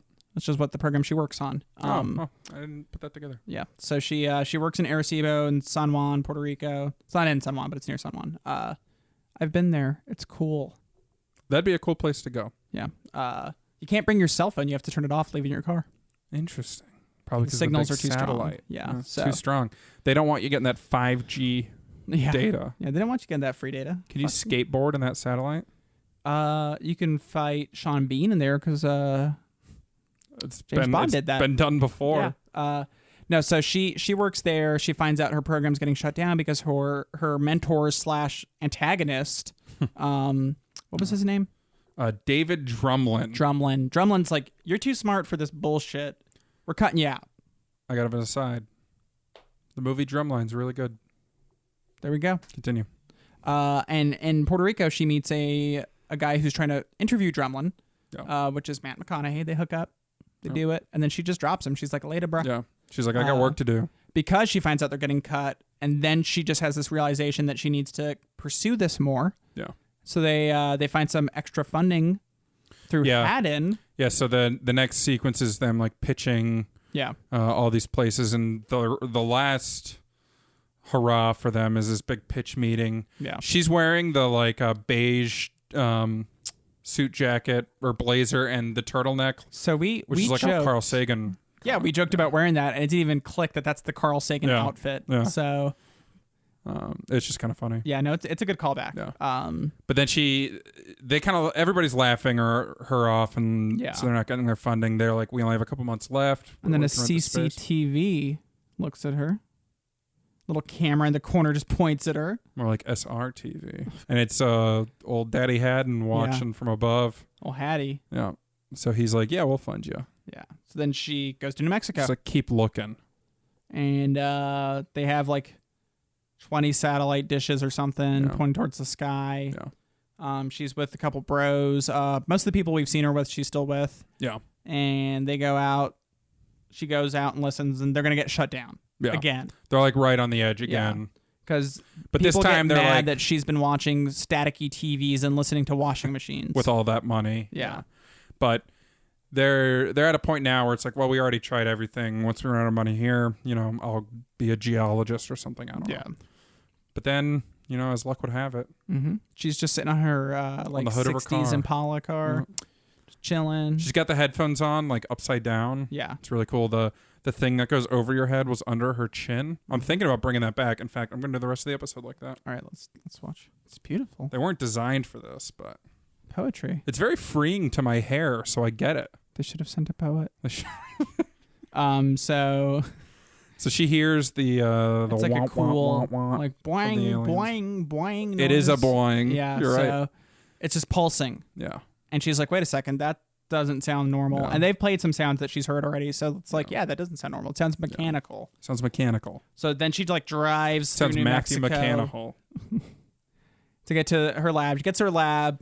She's talking on the phone with these guys. It's like freaking out. Yeah. Walkie-talkie, cell phone, like 90s cell phone. Doing all the jargon. Like, make sure the pop smack is in the tubulator. Check number 40. Make sure number 40's up. Yeah. And they like weren't paying attention because they've probably been looking for alien signals for their entire careers and never found one at this point. They're like, is it a quasar? It's not a quasar. Stuff like that. What's a quasar? It's like a nebula. I think it's when like a zinger hits. So then they find it, they capture it, they lock it in. And then, everybody shows up then. They check with Australia. Yeah. Australia says, yeah, we hear it. Confirmed. Then by the next day, CNN's freaking out. Like, the U.S. military shows up. In. Tom Skerritt shows up. James Woods, he takes his Jello to go. Yeah. He has like 2 soldiers with him. Yeah. And she's like, the guys with the guns, they can wait outside. It's a civilian facility. Yeah. And he keeps saying, like, we're going to take this one over. Like, bring people in here now. This is a U.S. operation. And she's like, no, we rent this space. This is private. So the big reveal here, they find this static. Clark Kent's like, yo, guys, there's more here.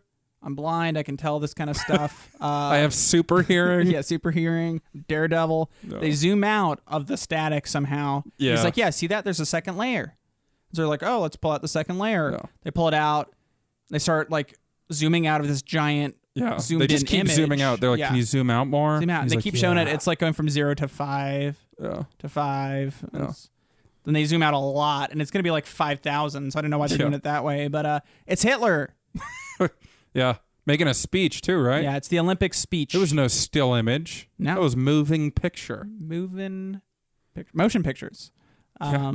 I think it was at the Berlin Olympics. Right? It was the strongest TV signal, strongest at the time that could leave the Earth's atmosphere. Like 27 years ago, right? Yeah. Or something like that. Because they determined that this bad boy is 27 light years away or something funky like that. They're like, that's way closer. Could that be a Vega? Is it Vega? Vega. Yeah, so... They missed an opportunity to call them vegans. You're right. So then things really get rolling here. It speeds up. The nuts show up, You give me such a weird look there. I want a little elaboration there. Well, it's like all the folks who are like UFO insurance. Oh, yeah. The whole thing turns into, what is this, Burning Man? It's the circus. The circus shows up. It is. That's a better way to put it than the nuts. Yeah. It's like the nuts show up. Hey, everyone, this episode is brought to you by almonds. I thought you meant Angela Bassett, because she was like definitely carrying like balls of steel in this movie. So. Yeah. Then the real nuts show up. Clinton makes some speeches about it. Yeah. She gets passed over. Yeah, her first spurned moment. Her and Skerritt are there. Old Drumline. And old Drumline himself. And Bassett's getting ready to call one of them up. And She's like making sure her Carl Sagan outfit looks good, and she takes one step towards the podium. Then Angela Bassett's like, drumline. Yeah. And he walks up. And I think he pats her on the shoulder as he passes. One step towards the podium, 2 steps back. Two steps back for women's rights. Am I right? Am I right, ladies? Here's how it progresses, though. We can skip a few things here. Yeah. There's these schematics that are in this thing. Yeah. It looks like weird alien garbo. They gotta find the primer. They find the primer. I believe actually S.R. Haddon finds the primer. Yeah. They're like, we don't know how this connects. And he's like, it's 3D. Yeah. That scene's pretty good because they're in that airplane. Yeah, I He's guess. just like, but the scene after that where he shows up again later is my favorite. We can get that to a second. Yeah. So we get these schematics. Nobody knows what they are. James Woods assumes it's a Trojan horse. Yeah. I think somebody mentioned that it might be a an Encyclopedia Galactica. Yeah, which was a theory that Carl Sagan always had. IRL, that's in real life. And then somebody was like, it could be instructions for colonization. One guess who said that? Bassett. James Woods. Oh, because he was like, they're gonna come take us over. It could be, your new rule book from your masters. That's right. So. Yeah. But then, even after all this debate, they don't like settle it. They're just like, well, we'll build it. Yeah, this is a kind of a dumb moment on the film. As much as I love the movie, because I do actually love this movie. It's not perfect though. No, it's not. But they show that it's a schematic for a giant machine. Yeah. And then like a week later, they're like, how did CNN find this out? And CNN breaks the story that there's like a pod in the center with a human shape doing like a hand thing. Yeah. And it's just like, okay, well, how did CNN figure that out before you guys ever talked about it in the movie? Yeah. Like they should have addressed that before CNN unfair. got to it. Yeah. So it's just like literally just have that in the whole schematic discussion, and that plot point would have been so dumb. Yeah. But then it's like, oh, we guess it is a travel machine, but we're still not sure how it works. Yeah. And then the next sequence is like, it's a bunch of news broadcasts detailing how it's the most expensive project like the U.S. government's ever done, and there's all these contractors coming in and bidding for rights to be part of the machine and all this stuff. Japan wants the like enter systems and logistics. Yeah, like a specific thing. And they offered not to put a candidate in the system. Yeah. So they can build like the computer systems for it. Yeah. So then, in addition to this, kind of our character-driven arc is they've got this short list of candidates for who will be in the human pod of this. Somehow they find out it seats one or it's available for one. Who's it going to be? So the debate is like making sure you have your theologians' voices heard. It's an international set of people, but we only ever spend time on 3. Yeah. Drumline, Dr. Ellie Arroway, and Mr. Astronaut, whose shitty kid's like, Dad, I don't want you to go. Yeah. Yeah, the one that they were like is the lead candidate. Yeah. They do an interview with him. He's like, I'm not going, staying on Earth with my family. And the kid's like, Daddy, won't you stay on Earth with your family? Yeah. You know that guy hate that kid for the rest of his life. I mean, that kid is selfish. Yeah. Hey, kid. Let's you're be selfish. real. Yeah. So, yeah, speaking of selfish. But the big thing with that is both Jodie Foster and Skerritt, that's your Arroway and Drumline, they're on the short list. And old Palmer Joss, Matthew McConaughey himself, is on the selection panel. Yeah. And he has kind of a heart-to-heart with her where he's like, man, like, I'm going to be fair, but... He loves her. He does. He loves her. I guess. Yeah. They don't establish it too well, I don't think. I don't think they establish them being in love with each other, but you could tell that he has, like, some amorous feelings real feelings for her. There. Yeah. He cares for her, you know? Yeah. And basically, they thought this machine was going to be a light years machine that shoots you away, and then... Boom. Relativity, you'll be back. You're still young. Everyone's now like 80, and he didn't want that. And you'll only age 4 years. Yeah, 4 years. Here's something, Sarah, if you're listening, how the hell does relativity work? I don't get it. I'm not sure if that's how the Sarah corrects us feature is going to work, but Sarah, if you're listening, I think relativity works by smushing things together so you move faster. So correct me. I think it's you're going faster than time. Our watches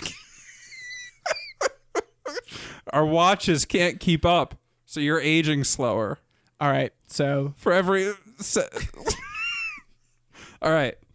So we get this machine, it's up and running, the little human dangler over the spinny wheels. Well, it's not up and running yet. They're going to do a little test on the human dangler. Doing a little test. Little human dangler test. And yeah, that's what I meant. Ellie's a little salty because she didn't get it. Yeah, she got passed over. So that's the moment where she makes the speech about how she's true to herself and science, and she's not going to lie and say she thinks God has a voice in this because that's not her belief. And she discovered this using scientific technology, all that. And that's where Drumline's like, God did this, we're just listening or something. Yeah. And they were like, yeah, we're picking you. And then afterwards, he's like, yo, boo, it's all good. I know how to use the system. You don't.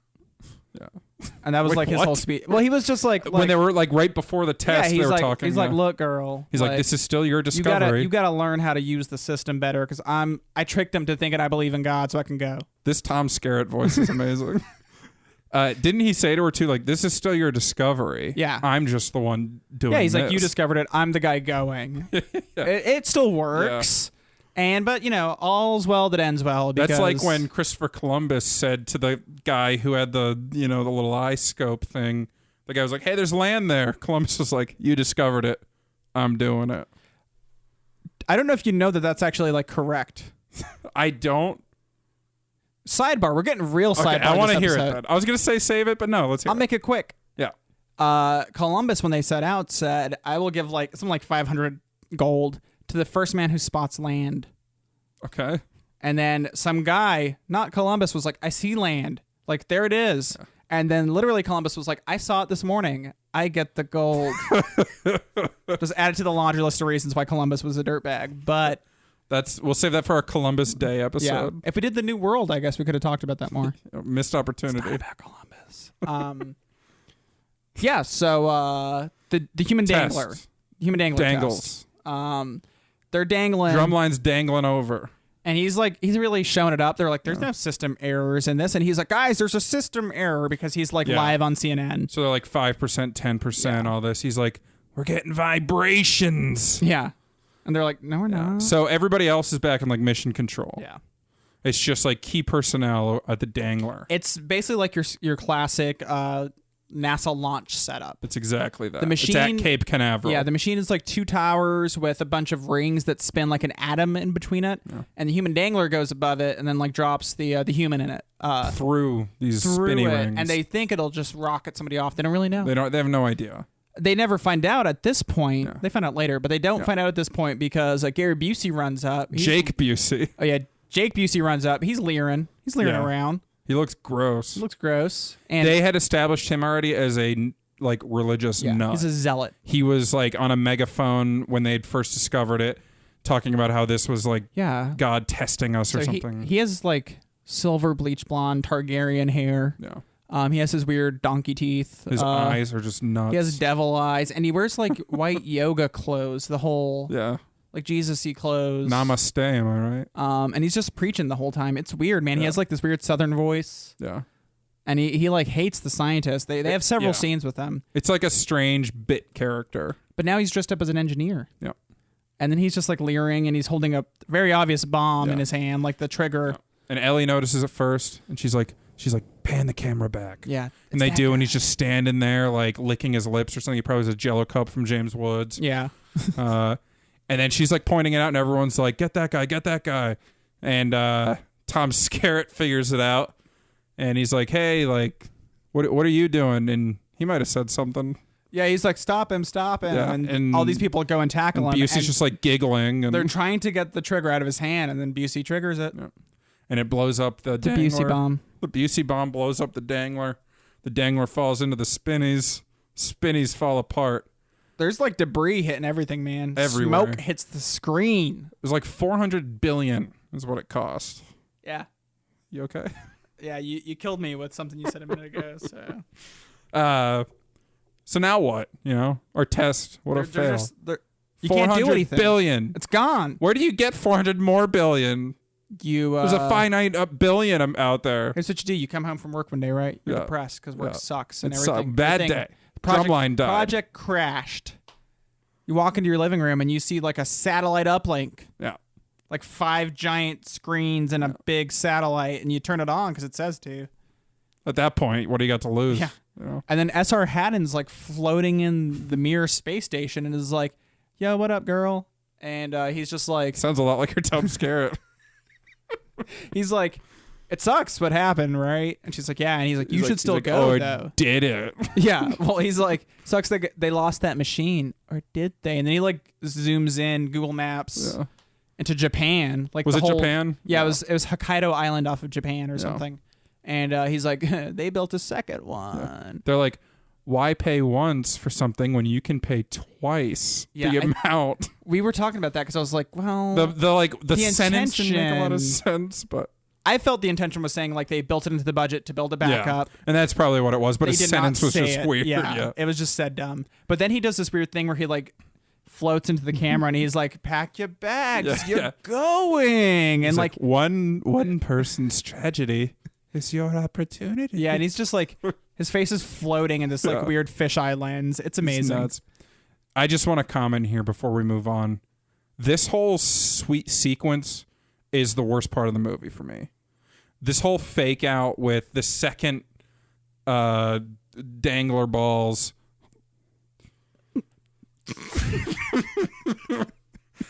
It's unnecessary. I feel like it's only there to have it in quote unquote action sequence because it's not even really an action sequence, but it's a drama moment. It's a drama moment, but there's other ways you could do this. Mm-hmm. You could just have, like at that scene where Drumline and Ellie are talking on the launch pad, getting ready to go to the test. Jake Busey could just show up and shoot him. And then they have to kill him right there. And then it's like, oh, shit, now what do we do? And then you can do the test there. The fact that they moved it to Japan and everything ended up having no bearing on the plot. But it adds this extra half hour to a long movie that you could do in a more concise way that might even feel more personal. You even could have had like a twofold thing. You know, he does get killed still. Yeah. And there is still damage to the machine. Yeah. But Japan just had backup parts. Yeah. I mean, they built the subsystem. Yeah, so. the idea that they had this whole second machine, it's just kind of nutty to me. Like, what if they had successfully used the first one and something insane happened? It's like, oh, shit, we got another one out in Japan. Yeah. Well, the one thing I'll say that does make sense with it is it makes sense while you build this international one to try and kind of like, you know, the U.S. military and the Japanese Navy and all that to build their own that they control. Yeah. I get the concept behind that because that does seem like something a government would do. A plan B and then is plan fine. B does make sense, as well as like with, you know, speaking historically, when they made the first atomic bombs, they made Fat Man and Little Boy. I don't think that might be the wrong names, but they made the two bombs. That I don't care. The Hiroshima and the Nagasaki. Yeah. So I mean, there are examples of that. Yeah, but I do agree with it. With the price tag that high, it's just a hard sell. And was that even the same thing? Because they dropped both those bombs. They dropped both. If the first one had worked in Japan, stopped there, I'm sure they wanted to drop the second one. But the first one worked, right? What I'm saying is, if the intention if they of had the first surrendered one right then to cause a surrender, yeah. And we didn't have any after that for a while, but we were really bluffing on that second one. So I get. What was I get first, the fat boy or the redundancy. little man? I imagine the fat boy. I think Little Man. Really? Little Boy, whatever it was called. I don't think Little Boy. Little Man. Little Boy makes me uncomfortable. In Contact, I didn't love this plot point. I felt like that half hour was wasted. I felt like it didn't need it, especially because the whole mission control crew at the second one, all the same people. Yeah. Including that one guy who has a super recognizable face and has probably been in literally 500 movies. And he's just one of those guys. Are you talking about the older black gentleman? Who does the countdown, who's like leading things there. Yeah. It's all the same people. It's just kind of your way to get Ellie in. It's kind of a way to bring S.R. Haddon back into the main part of this movie. It felt unnecessary to me. I'll agree that. I mean, I can understand that argument. I think it's fair. I think there's some fair assessments there. Maybe if it was 2 hours and you didn't have that sequence as a half-hour sequence, instead it was a 10-minute sequence or something that is a little swifter, maybe you're happy. But yeah. No, I mean, I'll definitely say that there's smarter ways to bring this into the fold. They did do a good job of kind of just jumping straight to her being in. They didn't waste any time. There wasn't anything needed, but they jump into her being in the control, in the dangler now. Yeah. She made a big point about how they added some safety features, and she was like, that wasn't in the schematics. And they were like, we're NASA engineers, and we've determined it doesn't make a difference. Yeah, they're like, you know, This is a first aid kit. This is a camera. This is a safety chair. You need these. We're saying you need them. And she's like, okay. One point she gets out of her safety chair, though. Well, and I think what that was a nutty idea. I think that was a smarter idea. We'll talk about that right now. Right now. They get there. All the same stuff that was happening the first time happens. The rumbling. Just like Tom Skerritt said. Just like Drumline said. But they're like, push on.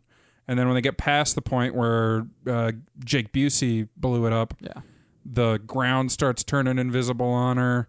They can't hear or see her really well. Everything's getting all staticky. They're getting close to 100%. To launch the big ring, they got to use rockets. Mm-hmm. But they launched that big ring. There's light blinking. There's a light show. Everything's shaking. They're like, what do we do? What do we do? I think Mission Control's like, all right. He opens up the button thing to emergency stop. But then Clark Kent is just like, wait. She said to go. Trust me, I have super hearing. And they're like, all right. And they launch it. They just drop her dangling ball right between the rings.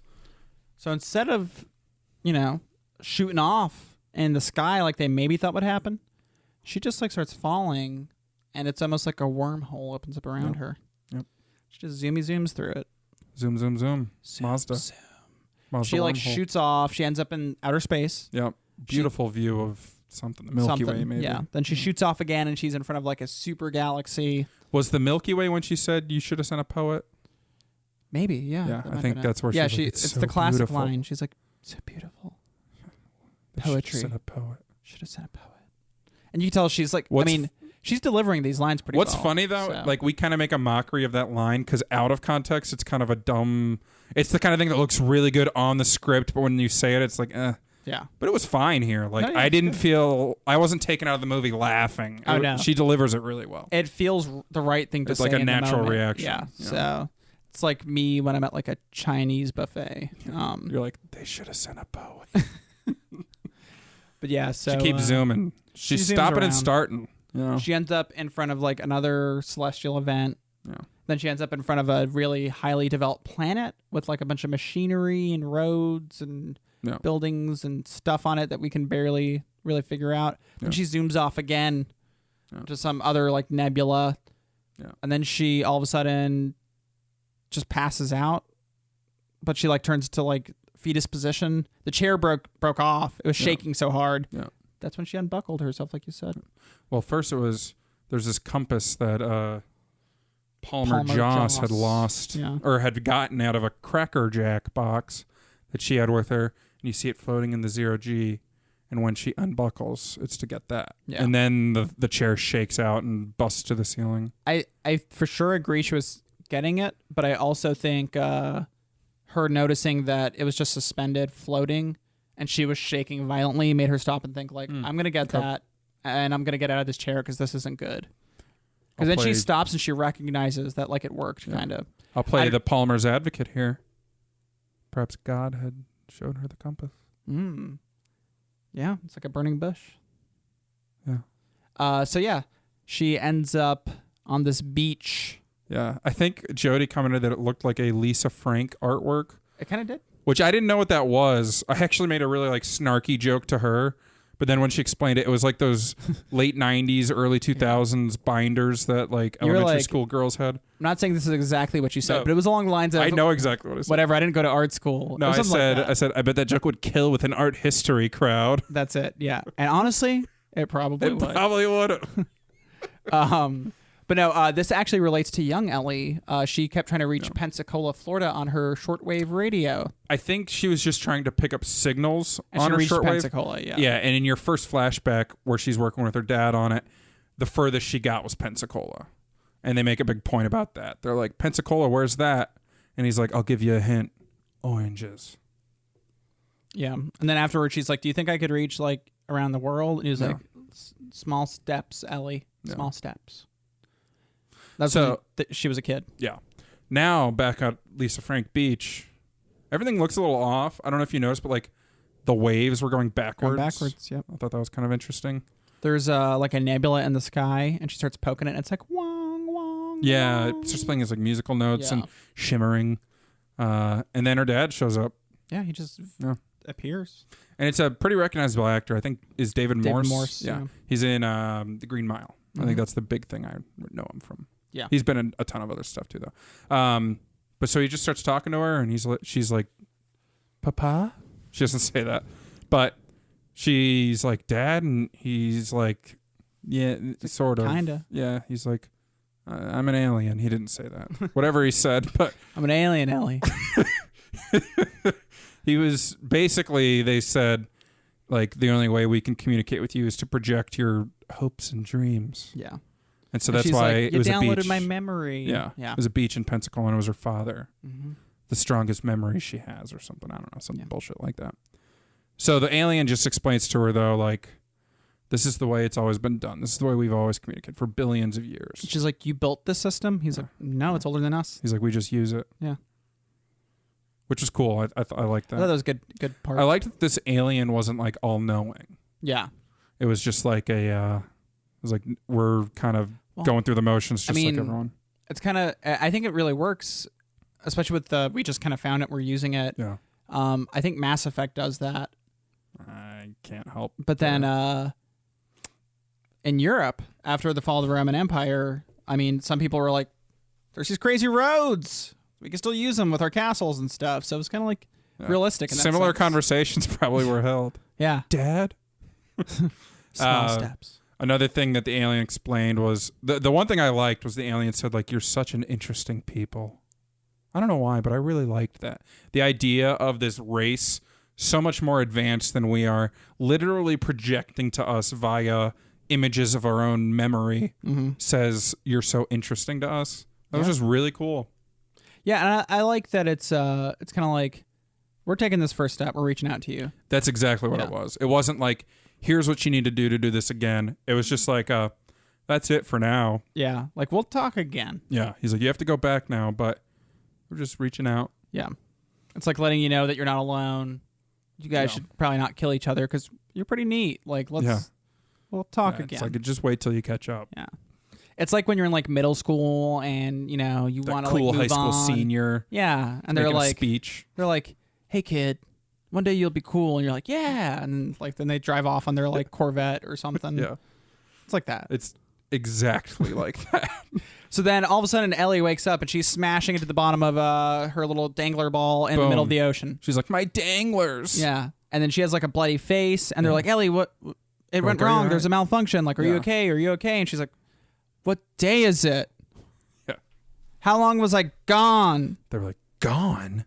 You just fell. You didn't go anywhere. They play the tape. The dangler dangled right through the rings. And then boom. Right into the net. Yep. Nothing happened. That's so weird. Yeah. We saw differently. Ellie saw differently. She gets what's like a grand inquisition from the U.S. government here. Yeah. They're grilling her about it. She's like, no, like, I went through all these wormholes. I saw this nebula thing. She was a poet. You know, another wormhole, compass, chair broke. James Lisa Woods Frank. James Woods, he's just like slurping his Jello, puts it down, and he's like, I don't believe you. Yeah. He's like, how come you want people to just take this on faith? It's kind of like one of the big things in the movie here. Turnabout is fair play. Yeah. And she's just like, I know it sounds stupid. I'm a scientist. Yeah. I've been an atheist my entire life, but I can't explain it. I can't prove it, but I know this happened. Yeah, she even, I think she says, she's like, I know it happened, but I have to accept it might not have happened. Yeah, yeah. Like that you probably don't She's like, believe there me. is a chance I'm completely wrong and I've hallucinated all this. Yes, I have to acknowledge that as a scientist. And that's where James Woods brings up the whole, well, this could have just been, you know, Haddon. crazy SR Haddon, who we see die, like, for no reason. He's like around dead here. at this point, yeah. There's just a scene that they zip back up to the space station and the Russians are just zipping him back into the into a body bag. Yeah. He's like, it could have been crazy old SR Haddon, you know, another hoax. His last hurrah. Yeah. It'd have been different had they shown him doing hoaxes before. Yeah. If he was like a famous prankster. Yeah. You know, it should have been Ashton Kutcher. You just got punked. Anyway. Then we have our closing scene. Yeah. Which you love so much. I don't know why I said it. Closing scenes here. Well, I don't know why I said it like that. It's a good scene. Yeah. Angela Bassett and James Woods talking. Yeah, so she's just like, we reviewed the tape, by the way. Yeah. And he was like, yeah, nothing but static. Yeah. And she's like, it's not the static I found interesting. She's like, it's the fact that we had 18 hours of static, which is what she said how long she was gone for. Yeah. And he's like, that is interesting. And she gives him like a knowing glance. Yeah. So, and he kind of, his reaction is a non-reaction. Yeah. He's like, okay, well, what do we do? Like I said earlier, they give her money. Yeah. She's funded. Yeah. At the same time, her and Palmer Joss are walking to the limousine that she's in. Yeah. She just has a limo now. And they're going to take off. And somebody's like, Palmer, what do you think about all this? Yeah. He gives some little religious soundbite and is like, I, for one, believe her. Yeah. It's a terrible Matthew McConaughey. And then... it was Skerritt level. And then she just like grabs his hand and pulls Yeah. him in the limo. And they drive off. You know he got some in that limo. Oh, yeah. They made contact. Then we just zip ahead, and it's like 18 months later, and she has new satellites, and she's kind of recovered emotionally. She's leading some field She's trips. hopeful. Yeah. That's Contact. Nice way to end it. It's Contact, man. It's a good movie. I liked it. It's an investment. I like the 2.5 hours is an investment. Yeah. But I think it ended in a satisfying way. I kind of like the Lisa Frank imagery and the weird wormholiness of it. I don't have any problem with it. Yeah, Apparently, the ending was controversial. Yeah, I think a lot of people were expecting like more Close Encounters of the Third Kind, more Independence Day, more Men in Black. Like a satisfying conflict at like the a end, cathartic, fictional ending. And this is more it's not cathartic, really. And it's not an ending. Yeah, it's just Life goes on. It's Carl Sagan attempting to show what a realistic depiction of alien contact could be like. Yep. And it works for me. And it's kind of like we were talking earlier with Lost and The Leftovers. It's hard to build a satisfying ending when you have such a nuanced story with such like a... it's like when you get philosophical. Yeah, exactly. And this is a lot of philosophy in here. Yeah. But and science. For one, it worked for me. Yeah. And I just really I think there's a enjoy good emotional character turnaround with her understanding religion. Yeah. And with, all these people understanding science more. Because, like, it looked like the general public backed her. Yeah. They believed her. Yeah. But it could have been... That felt like a kind of turn from the nuts who showed up at the satellites at the start. Like, the fanatics and stuff. Yeah, but like, the DC crowd at the end was a little bit more... reined in. Yeah. So Yeah. it just had like "We love you, Ellie" signs and stuff like that. Yeah. So I kind of took it as like the public's ready to accept it. Even like science leaders and religious leaders were kind of like coming together. Yeah. It's like I keep forgetting this word, but it's like a breakthrough for humanity. The government's like, screw you guys. Like, we're the government still, so we'll do whatever. Yeah. But imagine if this was real life. This happened in 1997. The conspiracy theorists today. God. Like, the government has been calling this. Ellie's been right. The magic bullet. The Busey bomb. Yeah. No, I mean, It's a good movie. There's a lot to satisfying. unpack in the film, which is nice. Like I said, it's an event film. It's very 90s. It's very 90s, But very it feels event-oriented. fun in that way. Yeah. So And it's an investment, but it's one worth taking, I think. Yeah. Especially if you already have Amazon Prime. You feeling a little sci-fi. Just why not? Give it a go. And, viewers like you can send us your thoughts, and let us know what you think. I'm in. There you go. Max, where can the good people find us? You can find us searching for extraterrestrial intelligence, or you can just find us at thecriticalbreakdown.com. You can find me looking for the primer, or you can find me on Twitter at Max Rivera Film. You can find me sending a poet, or you can find me at breakdown_Scott on Instagram. Shoot us an email at thecriticalbreakdownpodcast@gmail.com. Let us know your thoughts about Contact. What should they call the title? What should the title of the Contact sequel be? Yeah. Contact 2, not good enough. Give us Contacts. Contact Lens. Just call it Lens. Check us out on Facebook, thecriticalbreakdown.com, all them podcatchers. Leave us a rating. If you're still listening, leave us a rating. Yeah. It's been a while. Yeah. Come on, guys. Yeah. Get your act together. Yeah. Some of you I know didn't do it yet. I'm judging you. And I know you say to yourself, but I'm in the car. I'll do it later. But no, later, you already closed the podcast app. Now you're back on Instagram. You're liking a post. That's an ad from Subway. You don't even realize it. Yeah. That's called viral marketing. Put that Subway ad down and rate and review us. It's easy. Easy. Josh Rivera did. Josh Rivera did our artwork. Jason Brown did our music. And Walter is the podcast dog. And we are the podcast boys. Calls to us. If we do not destroy ourselves, we will one day venture to the stars. A still more glorious dawn awaits, not a sunrise, but a galaxy rise. A morning filled with 400 billion suns. The rising of the Milky Way. Cosmos is Next week on the Cortical Breakdown. We're going to kill some bugs when we watch Starship. We're going to watch Starship Troopers, and we're going to kill some bugs. Rated 63% on Rotten Tomatoes. Lars Van Trier? No. Paul Verhoeven. Casper Van Dam. Casper Van Dien. Lars von Trier. Nailed it. Starship Troopers. simplest thought, like the concept of the number one, has an elaborate logical underpinning. The brain has its own language for testing the structure and consistency of the world. A still more glorious